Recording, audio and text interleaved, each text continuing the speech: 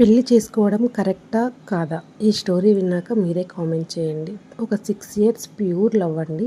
అబ్బాయి అమ్మాయి అంత సిన్సియర్గా ప్రేమించుకొని చేతులపైన గుండెలపైన ట్యాటూలు కూడా వేయించుకున్నారు.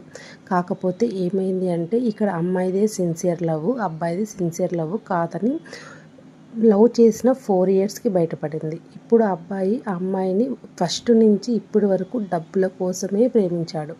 డబ్బు ఇస్తే డబ్బు లేకపోతే లేదు. ఇంకొక విషయం చెప్పాలి అంటే ఆ అబ్బాయి ఈ అమ్మాయిని ప్రేమిస్తూనే ఇంకొక అమ్మాయి మోజులో ఉండి ఈ అమ్మాయిని టీచ్ చేశాడు. ఇప్పుడు అదంతా తెలుసుకున్న ఈ అమ్మాయి అమౌంట్ పంపించడం ఆపేసింది.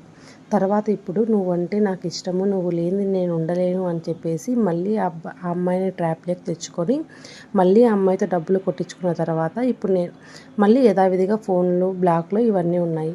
ఇప్పుడు ఆ అమ్మాయికి ఎటు తేల్చుకోలేని సిచ్యువేషన్. మీరే కామెంట్ చేయండి, పెళ్ళి చేసుకోవాలా అబ్బాయిని వద్దా?